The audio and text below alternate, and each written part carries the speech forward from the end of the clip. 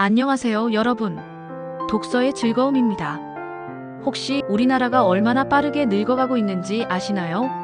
놀랍게도 대한민국은 전 세계에서 가장 빠르게 고령화되고 있는 나라 중 하나입니다. 2025년 이미 초고령 사회에 진입한 우리나라. 그런데 이 고령화의 물결을 우리보다 먼저 겪은 나라가 있죠. 바로 일본입니다. 일본은 이미 10년 전 우리가 지금 마주한 초고령 사회의 문턱을 넘었어요.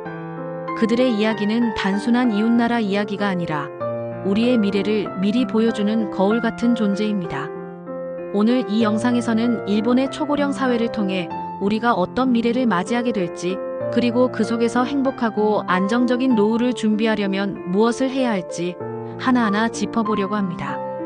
특히 은퇴 후 삶을 부자로 살 것인가, 빈민으로 살 것인가를 가르는 결정적인 차이와 절대 피해야 할 실수들, 그리고 일본 사람들이 실천하는 현명한 노후 준비법까지. 이 영상을 끝까지 보신다면 여러분의 노후가 한층 더 단단해질 거예요. 자, 그럼 지금 바로 시작해 볼까요? 구독 버튼과 좋아요 버튼 잊지 말고 눌러주세요. 본론. 일본의 초고령 사회, 우리의 미래는? 먼저 일본의 초고령 사회가 어떤 모습인지 간단히 살펴볼게요. 일본은 세계에서 가장 늙은 나라로 남성 4명 중 1명, 여성 3명 중 1명이 65세 이상입니다. 이미 2000년대 중반부터 초고령 사회에 진입한 일본은 지금 우리가 겪고 있는 고령화의 문제를 10년 전에 이미 경험했죠.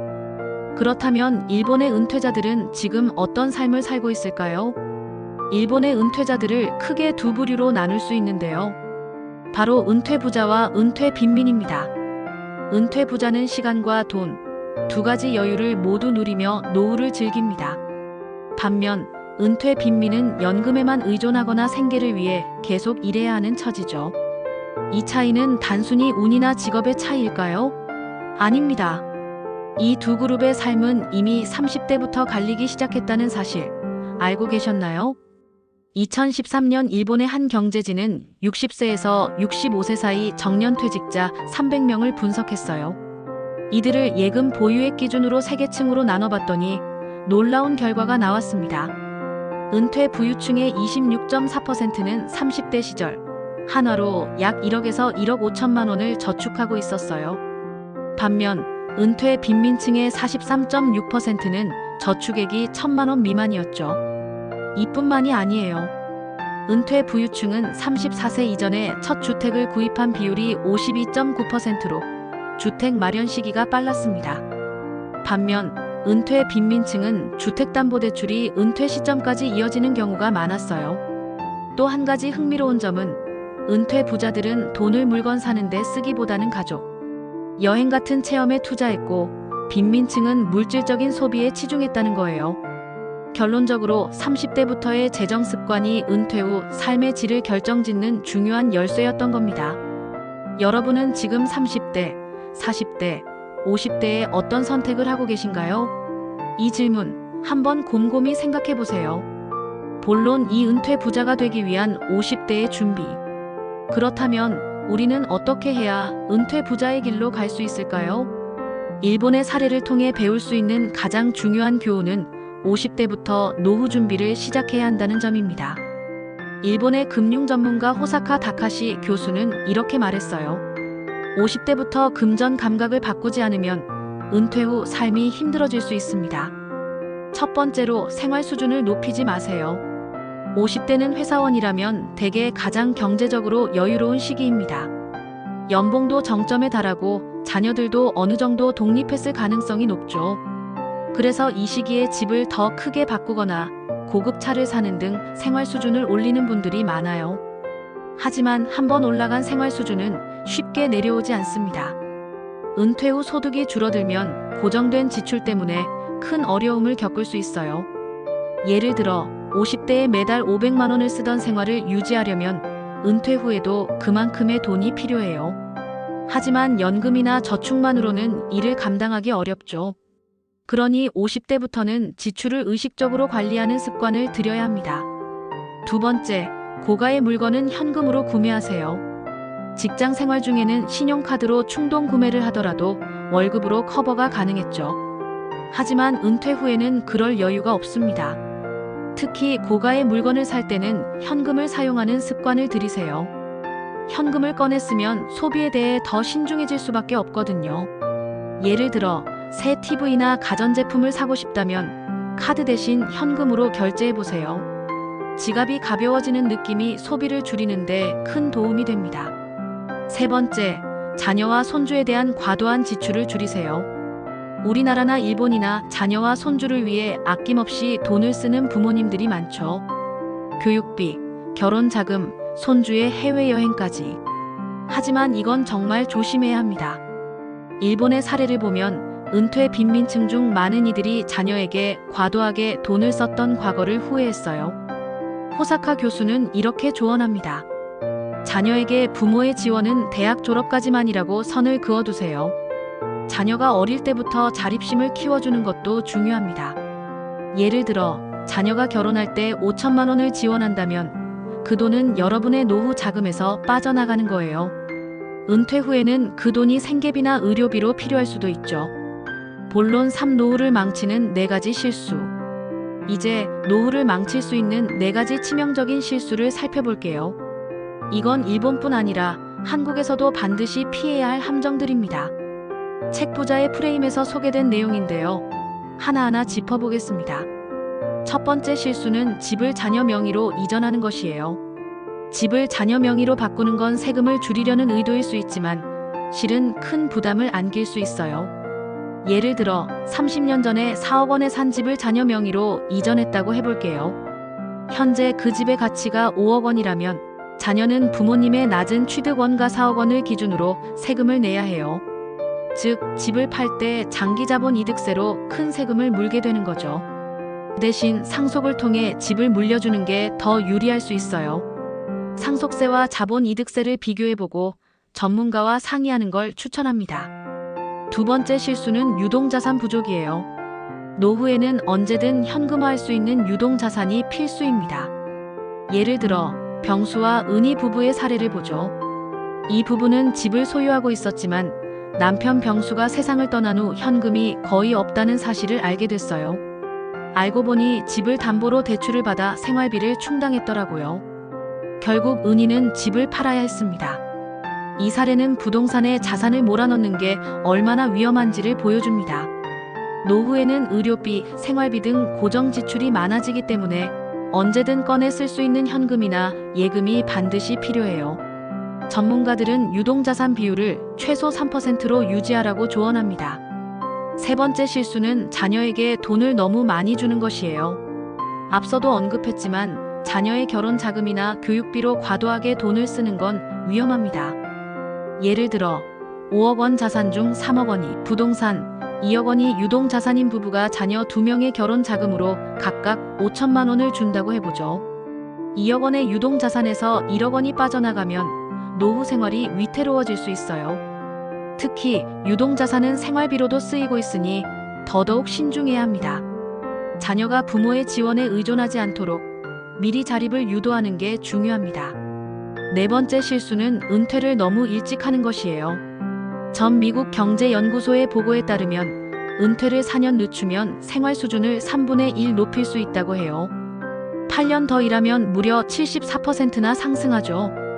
은퇴 시점을 결정할 때는 월 소득, 지출, 그리고 노후 자금이 얼마나 남았는지를 꼼꼼히 계산해야 합니다. 너무 일찍 은퇴하면 자금이 바닥날 위험이 커요. 본론 4. 일본의 슬로우 창업, 노후의 새로운 가능성. 일본에서는 최근 슬로우 창업이라는 개념이 주목받고 있어요. 슬로우 창업은 즐거움과 보람을 중심으로 자신이 좋아하는 일을 소규모로 시작하는 겁니다. 예를 들어 평소 요리를 좋아하셨다면 작은 카페를 열거나 공예가 취미라면 공방을 운영하는 거죠. 슬로우 창업의 2가지 원칙은 다음과 같습니다. 이익보다 즐거움을 우선하세요. 돈보다는 일하는 과정에서 느끼는 만족감이 중요합니다. 로우 리스크, 로우 리턴을 목표로 하세요. 큰 수익을 노리기보다는 적자를 피하는 데 집중해야 합니다. 예를 들어 일본의 한 60대 은퇴자는 자신이 좋아하는 사진을 활용해 소규모 사진 강의를 시작했어요. 큰 돈은 아니지만 매달 소소한 수입과 함께 새로운 사람들을 만나며 보람을 느끼고 있죠. 한국에서도 이런 슬로우 창업이 점점 늘어나고 있어요.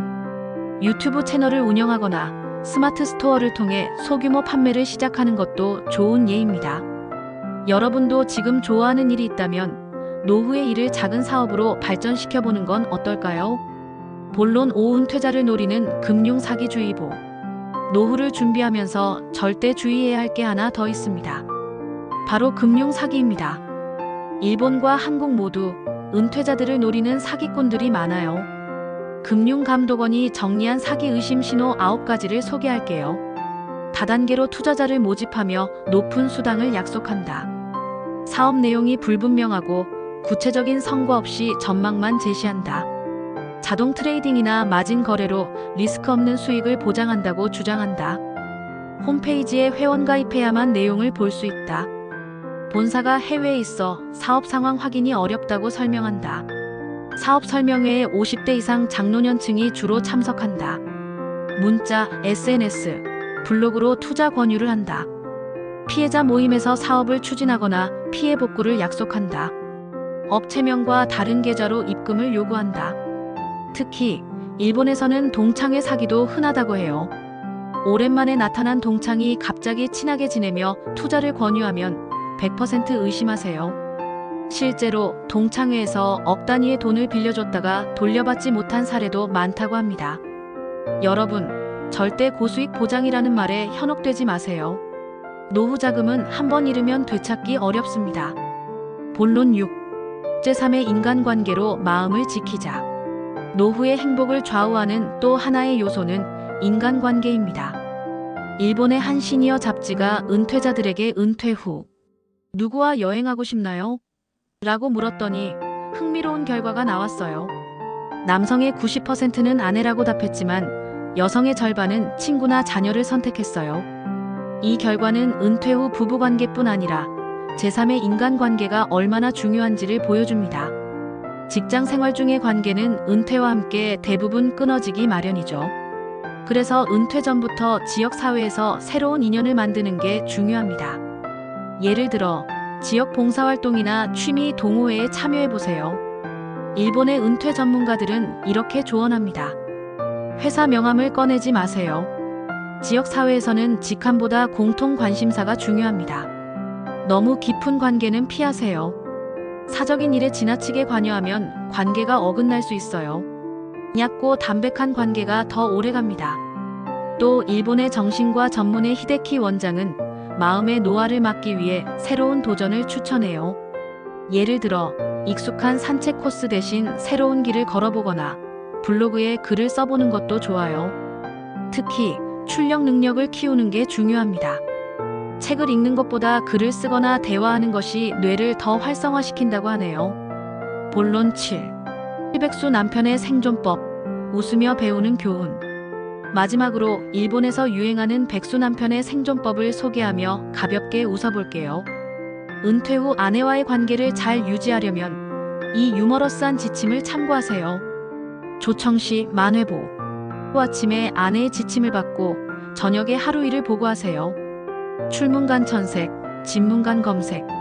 집에 들어올 때 아내의 기분을 먼저 살피세요. 대사유부판, 소사유처판, 가리무대사. 큰 일도 작은 일도 아내에게 맡기세요. 집안에 큰 일은 없다는 마음가짐이 중요해요. 유반유염함담. 밥이 짜든 싱겁든 투정하지 말고 감사히 먹으세요. 유리제처. 모든 논리는 아내에게 있다는 걸 인정하세요. 이 유머에는 은퇴 후 부부관계를 원만히 유지하려는 지혜가 담겨 있어요. 은퇴는 부부가 함께 새로운 삶을 만들어가는 기회이기도 하죠. 마무리. 자, 오늘 일본의 초고령 사회를 통해 우리의 미래와 노후 준비에 대해 깊이 알아봤습니다. 30대부터의 재정 습관, 50대부터의 지출 관리, 그리고 인간관계와 새로운 도전까지. 이 모든 게 행복한 노후를 위한 중요한 퍼즐 조각들이에요.